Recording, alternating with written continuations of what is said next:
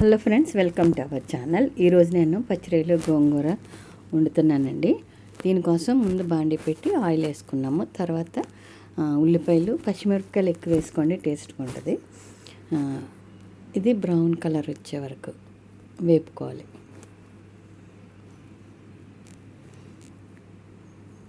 తర్వాత నేను రొయ్యలన్నీ క్లీన్ చేసి దీంట్లో ఉప్పు, పసుపు, కారం వేసి పక్కన పెట్టాను.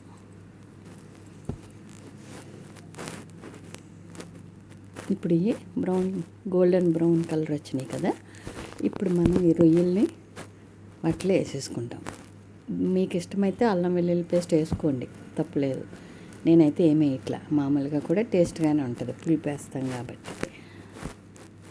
మీకు ఇష్టమైతే వేసుకోండి.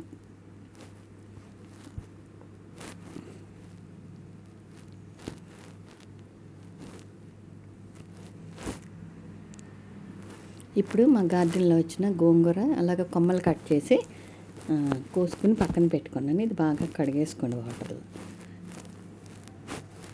కడిగి పక్కన పెట్టుకోండి.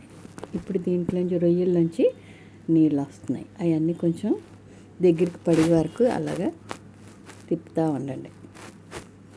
మనం కడిగి పెట్టుకున్న గోంగూరని కొంచెం ఉడికించండి. ఉడికిస్తే అంత అవ్వదండి, కొద్దిగా అయిపోద్ది వాటర్. అట్లా ఇలా అయిపోద్ది గోంగూర. కొంచెం వాటర్ పోయే వరకు అలాగా తిప్పండి. అలాగ కిందకి మీదకి తిప్పితే వాటర్ అంతా అయిపోయి ఇది డ్రై అయిపోద్ది.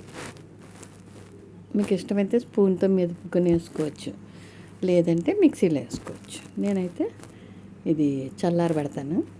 చల్లారిన తర్వాత చూసారా, మెత్తగా అయిపోయింది.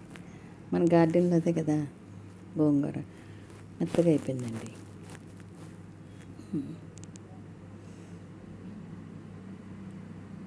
ఆ నీళ్ళన్నీ కూడా డ్రై అయిపోవాలి.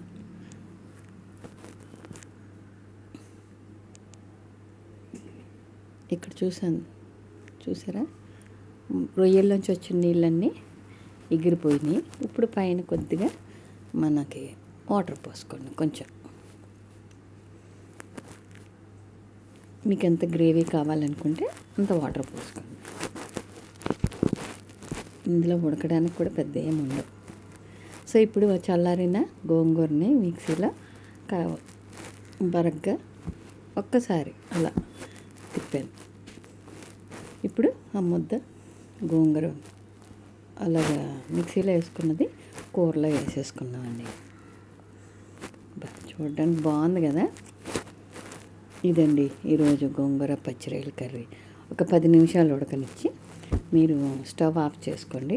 టేస్టీ పచ్చిరొయ్యల గోంగూర కర్రీ రెడీ. మళ్ళీ ఇంకొక మంచి వీడియోతో మనం కలుసుకుందాం. Thank you for watching. ఏమండి, లైక్ చేయండి. Thank you.